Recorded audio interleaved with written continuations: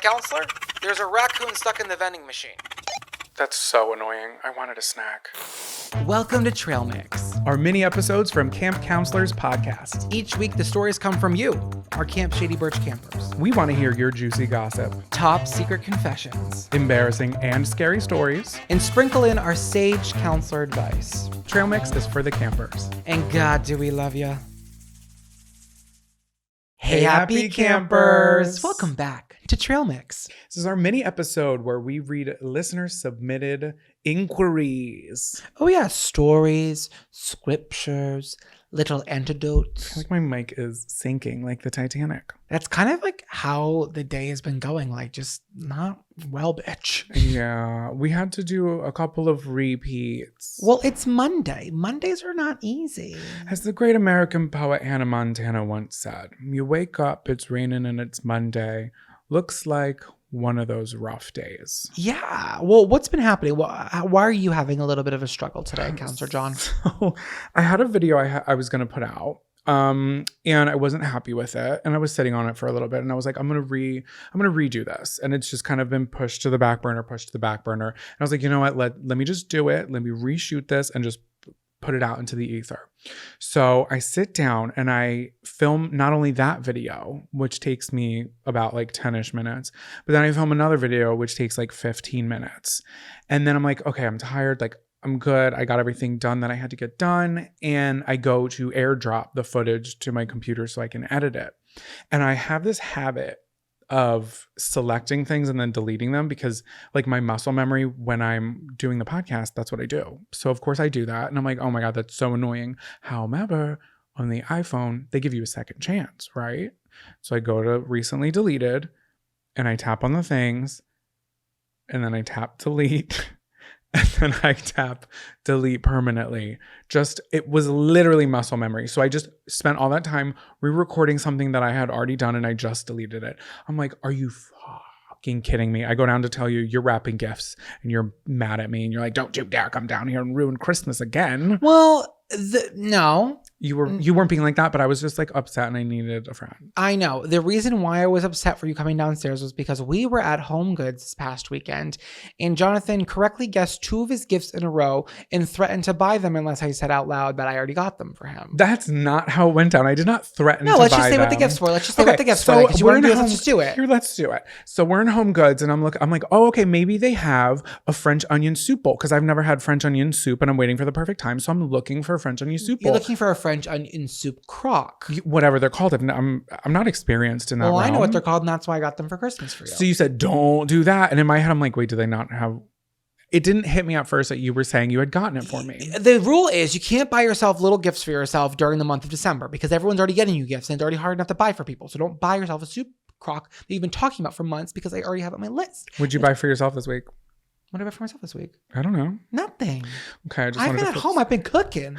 I've been cooking and I've been watching TV, sitting my ass down and doing this podcast. I've been a homebody. So then the second one I did. And then you tease me and you go, what about a paper shredder? And I know he wants a paper shredder. He's so practical. Because he loves to shred his credit cards. I have to shred. Does anybody else do that out there? Like bills, anything that has like my name and my account number on it. Like even if it's not a credit card, if it's like my health insurance or something, I'm like, nobody needs to know that. And here we see on the daily. This isn't like just being suspect. We can see it with our own eyes that people go through our trash. People pick through our trash. People like... They pick through our cans, Jonathan. They're not looking through the paper mail. Okay, well, they're neighbors. Like here's the recycling bin. Here's a trash can. Who's to say somebody doesn't want to go in and see what's been going on with my health insurance? All I'm saying is I'm conscious. I'm a cautious, conscious. So yeah, let's get back to the fact that after you correctly guessed the French onion soup crock, within the same breath you said paper shredder. I'm like, well, there's 2 gifts. You've ruined Christmas, and now I'm turning into the Grinch. So the reason why I was upset when you started to come down the stairs was because I was wrapping one of the only gifts you haven't correctly guessed yet, and I was like, if he comes downstairs and sees this one,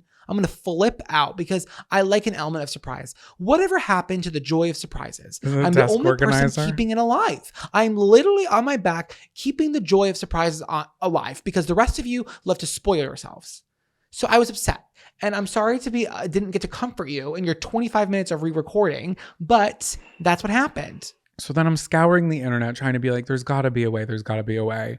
So I go, they're like, oh my God, iCloud. But if you guys know anything about me, when you've listened from the beginning, I refuse to use the iCloud because that is how my ex-best friend's mom's nudes got sent to her phone. So I'm like, I'm never using the iCloud. I don't even take nudes, but I'm like not trying to do that. So I log on and it actually kicks me out of my account. I don't know what's on there. So I have to, call Apple and fix that. And so then I had to do it again. And it is what it is. And it's fine. I'm recovering. A rough start to the Monday. Yeah. It was a rough start to a Monday. It's a typical Monday. I had to do a couple reshoots for some holiday campaigns. I sent a video to a brand and they told me, be funnier. So that's always really constructive criticism. When the brand says, that was so good, we just wanted to be funnier. It's like, well, I'm trying. But listen, these are champagne problems because you know what is our home and our safe space in our lives? Camp Shady Birch. Camp Shady Birch. Oh, wait, the trouble didn't end there because then we tried to record. Oh, yeah. We sat down, we put the lights up, we started to record.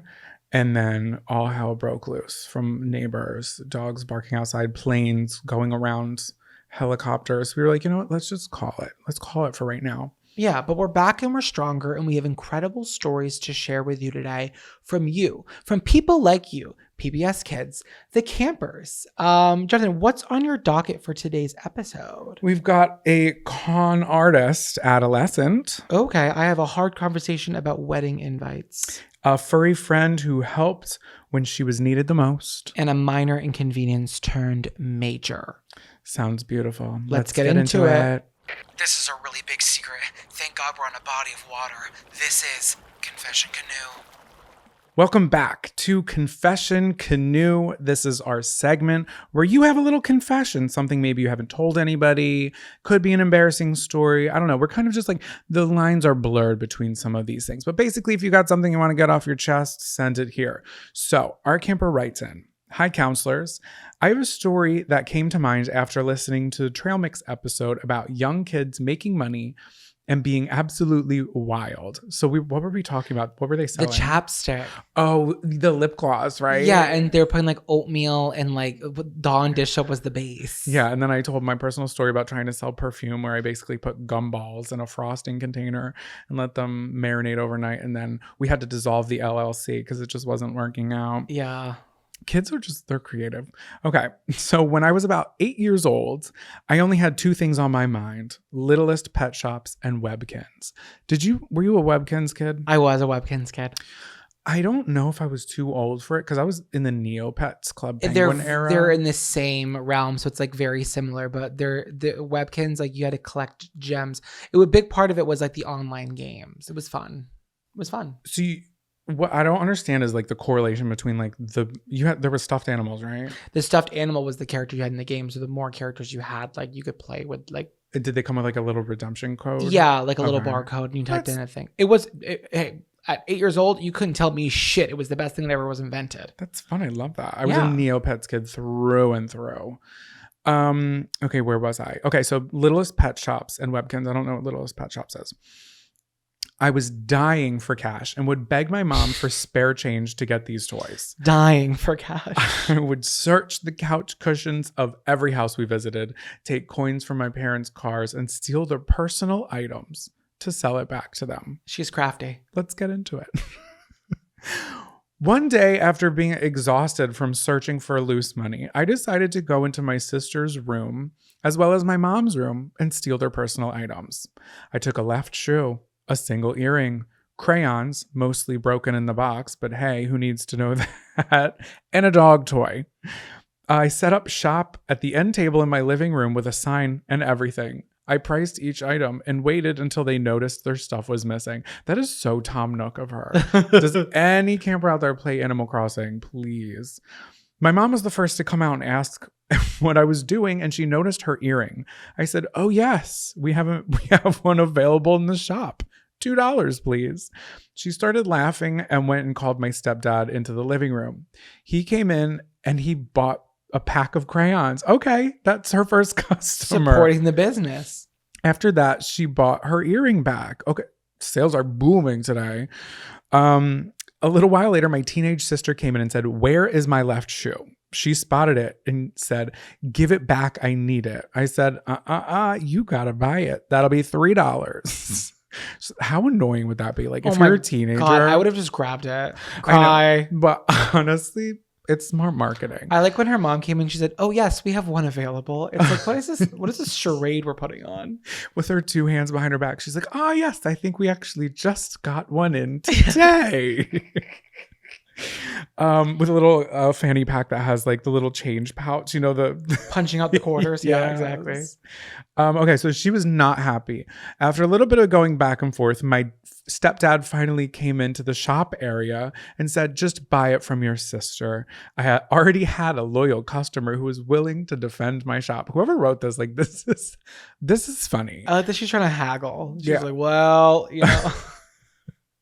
And this isn't the stepdad. This is the dad who stepped up, okay? So my sister finally gave me the money, and I gave her left shoe with a smug look on my face. In the end, I can't remember if I ever got those toys or not, but I definitely gained ambition and became a little hustler. Before I go, I just want to say I've been here since the 3rd podcast episode. I absolutely love the show and the space you two have created, so thank you for that and being my driving buddies to and from work. Love the ambitious go-getter in cabin 3. Oh, we love our commute campers. There's so many of you guys. God bless you for listening to us on the drive. Seriously. And thank you for being here since the dawn of time. I remember there was one toy that I wanted. It wasn't even a toy. It was DDR, Dance Dance Revolution. And I wanted it so fucking bad. And it was, I think, like $60 for the game and then like an extra like $40 or $50 for the pad. Mm-hmm. And that was so much. So I was babysitting the neighbor's cats and they were like, "We'll offer you 2 Who needs choices." a cat babysit? They had 4 and they went out of the country. Okay, so for multiple days. I thought I thought you were doing like just like I don't know, like daycare during the day. The cat's like, "Get away from me." No. They left the country and it was so scary because the house was empty and it was right across the street. So I didn't have to like. Is this the same neighbor that kid was on the roof? No, it was next door to them. You don't have a good track record when it comes to babysitting. No, but I would go. So the litter box was in the basement. They had a finished basement and a back basement. It was in the back basement by the furnace and nobody was home. Obviously, they were all out of the country and they had a statue of a clown that would stare at me while I was in the back basement in the quiet house. I didn't even have a cell phone at the time. No, that's spooky. And I would have to like hum to myself while I'm like shoveling the cat shit. And I was like, sometimes I would skip a couple of days because I was like, I'll feed the cats, but I'm not going to the basement. I'm not going to the basement. Yeah, you don't need to change the litter every single day. Well, there's 4 of them, so they were probably producing. Yeah, and it was requested that I did do it every single day. And it was a lot. It was Did you bill them for every day? So they gave me the choice. They were like, "We bought you a bunch of things from China," which did include an illegal DVD of Shrek, the first DVD. And it like, I don't think Shrek had come out yet. So I was like, oh my freaking gosh, before theaters. And it looked very sketchy. Anyway, they gave me like, they offered that with like a bunch of goodies from China or wherever they went. No, it was definitely China. Or they would give me money. I was like, "Give me the money. Like, I'm saving up for DDR here." Oh, well, that's kind of sucks. Not sucks, but I feel like I would have loved to have known what you would have gotten. Me too. And that's why I was like, you can always give me both. You can always gift it to the child across the street and say, "Hey, we got you this DVD of Shrek. You're going to love it." Or they also had Snow Dogs. That was of utmost importance. Cuba Gooding Jr.'s breakout role, in my opinion. I would say Remember the Titans. Was he in that? I don't know. I loved watching that man play with those puppies in the snow. I've still never seen it. What? Wow. Maybe tonight. Oh my God. What a fun movie to have never have That's incredible. We're going to have to put that on the list. But I also remember literally like under my mom's van, I would like pop the seats up and like look for coins. It didn't get me anywhere, but I did end up getting DDR. Yeah, that was a fun gift too. So it's like that's like a practical thing because you're really gonna get your body moving. You're gonna, I don't know, be exercise. Yeah. Did you have anything you were saving up for like that? No, I was saving up for a car always. My nephew's like that right now. He's saving up. The youngest, and I don't get it. I want to shake him and say, "Listen, be like your siblings. Spend on something silly because it's all gonna go away one day, and like it's not gonna matter." You know what I mean? Like, just go buy some gum. Yeah, just blow through all your bank accounts. You don't need to be worrying at 8 years old to be saving. Like Zachary, I didn't need to be worrying at 8 years old for my car in 8 years from then. Yeah, but I was splurging at a gumball. I was just so driven about my future. Driven, is that a pun? It was. I love that. Are we qualified to be giving advice? No. Are we going to do it anyway? Absolutely. Welcome back to Dear Counselors Campers. We're here to give some advice. So, Dear Counselors, former summer camp director writing in. Woo! Wow, a real Boots one. on the ground, real camper here, guys. For some background, my partner and I met while working at a summer camp, so Camp Shady Birch feels like home. Oh, that's so cute. I know. After 5 years of dating, he proposed to me while sitting on the cliffs, looking out over the sun setting on the ocean. We are so excited about our June 2024 wedding. Congratulations. Congrats. We are having a non-traditional wedding. Only our parents, siblings, and best friends will be at the ceremony. And then we will have a huge reception after at a nightclub. That's fun. That's lit. I have a trying relationship with my dad's side of the family. There is a lot of trauma that neither of my parents are aware of. While putting together the guest list, I realized I didn't want my aunt, uncle, or cousins from my dad's side at the wedding. I feel like it's valid since I have past trauma, but I don't know how to tell my parents that without having to go into something I'm not ready to disclose to them. Any advice? Love, the camper that found love in the rec hall. P.S. If the advice is good, I'll send both counselors a party invite. Ooh. Oh, we love you. Okay, well, this is a good one. Do you want to start or do you want me to start?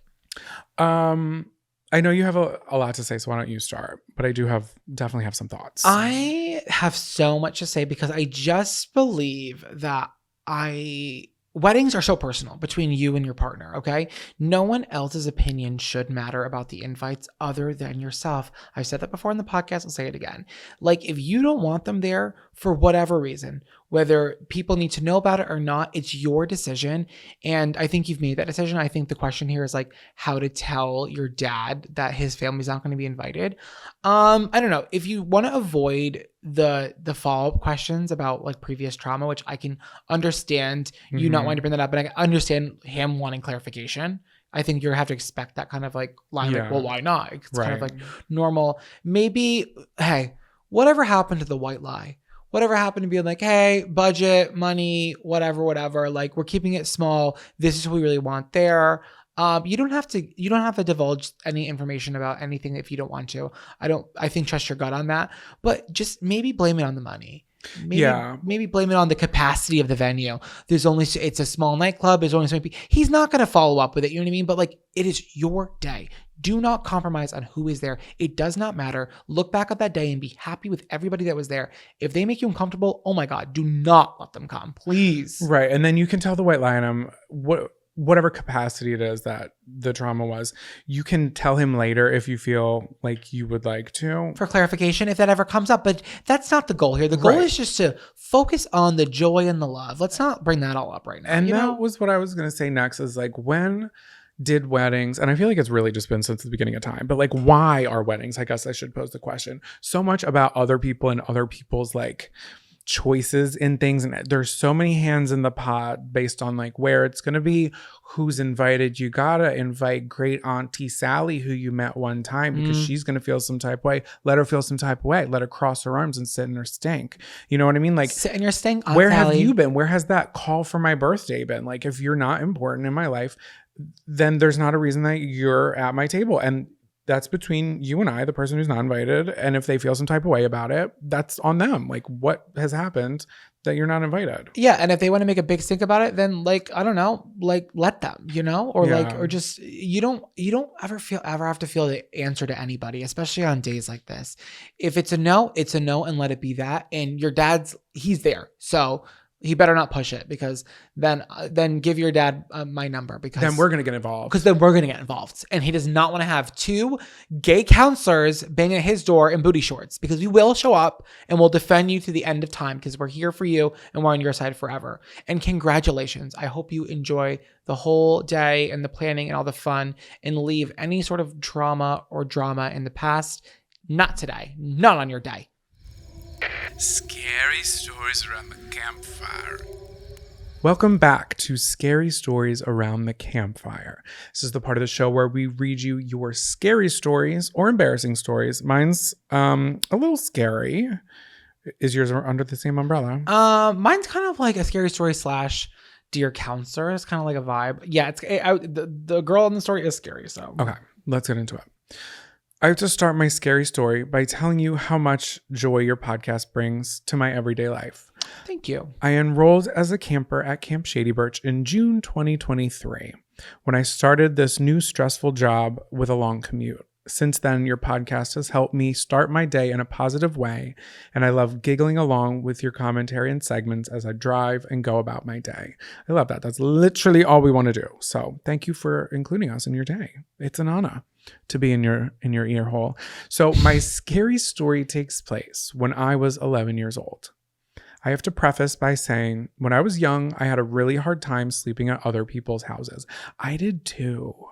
I had like a really hard time just staying overnight at other people's houses until like middle school. Then I was like, okay, sleepovers that aren't cool anymore. I'm like, I'm finally ready. Like I would get upset if I wasn't in my bed. I was like, I don't know what's going on. Like it was okay until it was time to go to bed. And then I was like, now hold on a minute. Hold on a minute.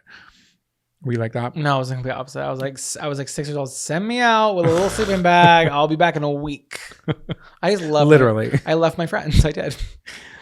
Okay. So our camper is 11 years old. Whether that was a night at my grandparents' or a sleepover with my best friends, you bet your ass come bedtime, I was asking for a phone to call my parents to pick me up. I did the same thing. It was like, okay, it's 9 o'clock. I'm ready to leave now. Okay, so one night, my parents decided to have a date away, and my older sister and I stayed at my mom's close friend. We'll call her June. So they were staying at June's house. When my parents dropped us off, my mom, being the intelligent, reasonable woman she was, pulled me aside and gave me the lowdown. There was to be no picking up tonight. She and Dad would be far away. And if I was feeling sad or needed something, I could always ask June. June was really sweet and had 2 sons that were the same age as me and my older sister. We got along with them great, and we had been to their house a few dozen times. So they're friends, basically. They're acclimated, yeah. Flash forward to nighttime, and June has tucked my sister and I into bed in one of her son's rooms. Being the younger sister, I was asleep on the floor, and my older sister took the comfy bed.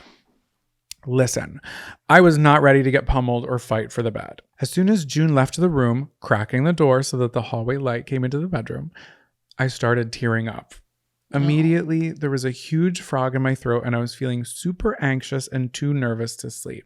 About 2, maybe 3 hours later, I was quietly sobbing into my pillow. Jesus, so sad and stressful. To not wake my violent, sleep enthusiastic older sister. That's funny. The bed, Violent and sleep enthusiastic sister. It's like you can't wake her. I think we all have a violent, sleep enthusiastic sister for those of us sisters. The door cracked open a little bit more. I rolled over in my sleeping bag to see June's black lab, Ruby, pushing open the door into the bedroom. Ruby was pretty old and super sweet, so I immediately reached out my hand for her. She sniffed it for a moment, licked my fingers, and then she flopped down next to me in my sleeping bag. She was the little spoon to my big spoon that night, providing me with comfort as we cuddled until I fell asleep. The next morning, June asked me how I slept.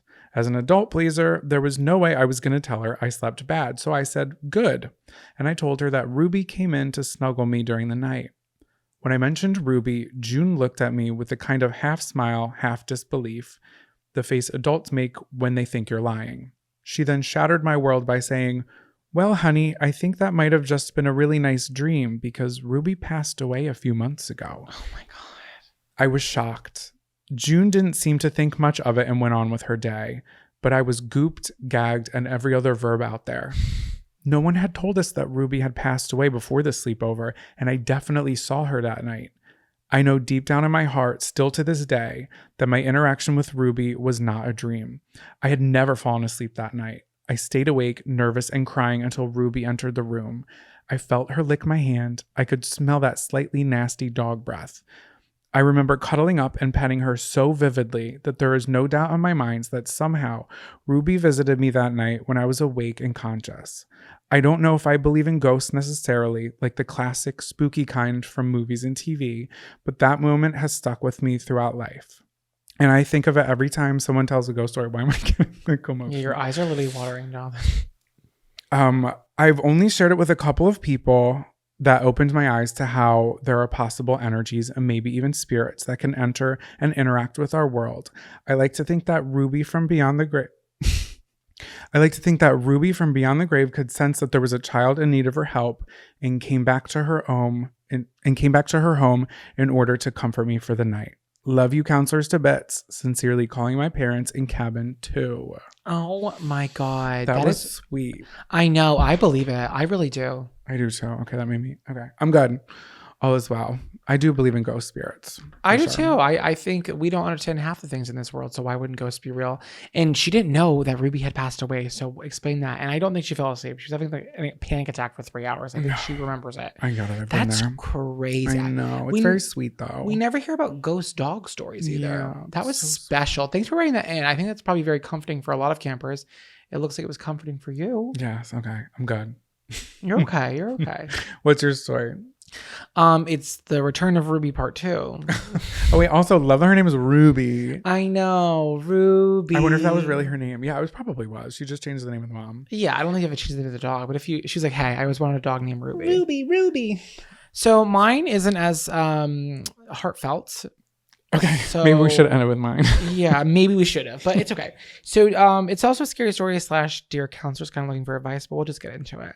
Dear counselors, I love you guys so much. I wrote in another story a few days ago, but as I was listening to today's Trails Mix, I remembered literally the most embarrassing and hilarious story of my entire life. What is this? Wait. What? I was thinking about another episode. I'm actually ending on a funny note. Oh, okay. So it is a good note. Okay. Sorry, Perfect. guys. I was leading up to something else. Hey, it's a Monday. This was a minor inconvenience turned major. Okay. Okay, so here's a funny one, guys. Dear counselors, I love you guys so much. I wrote another story a few days ago, but I was listening to today's Trail Mix and I remembered literally the most embarrassing and hilarious story of my entire existence. P.S. My husband and I listened to 6 episodes the day before Thanksgiving and we were cackling so hard we had tears coming down our face. Love you so much. That's an honor. It's an honor to make you laugh till you cry. That's what It's a lot of hours of people listening to us say really dumb shit, so we appreciate it. we love you guys. Okay, so this one is going to go back to my senior year in high school, circa 2005.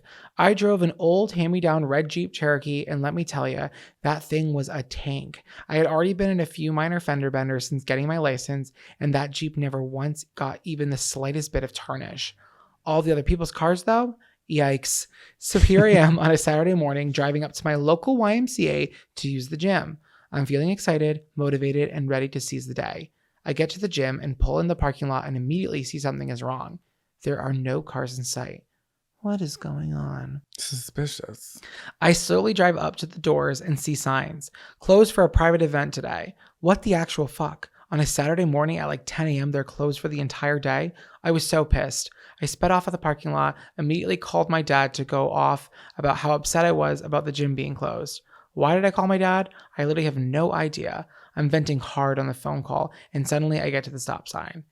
It's one of those intersections on a very busy road where you really have to stop and look both directions because cars are flying from both sides. I'm venting away, phone up to my ear, telling my dad how pissed I am, and I come to the stop sign. I stop, look both ways, and proceed to gun it into the intersection to take a left. As soon as my foot hits the gas pedal, boom! I slam into a small pickup truck coming from the left. My dad's on the phone like, what happened? I say, oh shit, I've been in an accident. How did I even miss seeing this car? My blind rage about the closed YMCA must have literally and physically blinded my sight. Oh no. So I pull over to the side of the road. The guy driving the small pickup truck pulls over. The cops show up. Bystander witnesses have stopped. It's a whole thing. I'm totally embarrassed. Luckily, no one was hurt, but what the driver said next will forever be etched in my brain. He proceeds to tell me, my dad and the cops, that when I hit him, he was literally driving back from picking up his truck from the shop from another accident he had been in. The guy had probably only been back on the road for 5 minutes when I hit him. You guys, I felt so bad and of course so mortified. But also, how absolutely hilarious and iconic of me. That's why I picked this story. Because the fact that she turned an accident into like, how hilarious and iconic of me that this guy just fixed his car and I ruined it again. Oopsie. Like, that's chaotic. That's chaotic. That is shady birch behavior. And it's also classic Monday behavior. I know it wasn't a Monday, but I'm like, that is so fit for today's episode. I know you didn't like watch like the Avatar The Last Airbender, but there's like reoccurring joke in that show where the guy that has the cabbages is like in every season. And at one point in every season, like Aang is in this like fight scene and like knocks over like this guy's cabbage stand. Yeah. He's like, my cabbages. It feels like that's this guy's life. Like it doesn't matter where he is. Like trouble's gonna find him. Oh my God, like what's his name from Hey Arnold? The guy who always had bad luck. You didn't watch Hey Arnold like that? Not like that, but I did. I don't remember his name, but anyway. But anyways, my Jeep once again literally had no damage, and his brand new, just fixed from another accident truck, had a pretty bashed in passenger side. Oh, yikes. I was so mortified, but will forever laugh at that story, thinking about that poor guy and what terrible luck he was clearly having. She's shady. Sincerely, the cackling camper in cabin 2. That's just so funny. She wrote the story as how a YMCA, a red Jeep Cherokee, and a car accident combined for forever laughter. How iconic and hilarious of you. Yeah, Jesus. Glad nobody got hurt. So the airbags weren't deployed, I'm assuming. He's just like, oh, got a brand new car again. It's all fixed up. Bang. Ooh, that sucks. That sucks. And hey, as someone who used to own a car and did sell it, that's gonna lower the resale value. How is your transition into being carless been? It's been hard. You think about her often? I thought about it last night. I brought it up. I was like, wait, I don't have a car. I mean, I technically really haven't had her in my possession for like a year, but it's just, I don't know. I just feel her gone. I almost forget what she looks like. So thank God I took pictures. If you could go back in time, like to yesterday, would you take her back or would you trade it for that Chinese illegal Shrek movie? I would go with the Shrek movie. Very telling. Because then we could watch Snow Dogs because that was part of the bundle. Incredible. You really did not make the right decision there. I didn't. Listen. It plagues me every day. What can you do? Anyways, campers, another episode here at Trail Mix. We love you so much. Thanks for tuning in. If you want to write into the show, you go to campcounselorspodcast.com. Or email us at campcounselorspod@gmail.com and we might just read it on the show. And with that being said, Lights out, campers.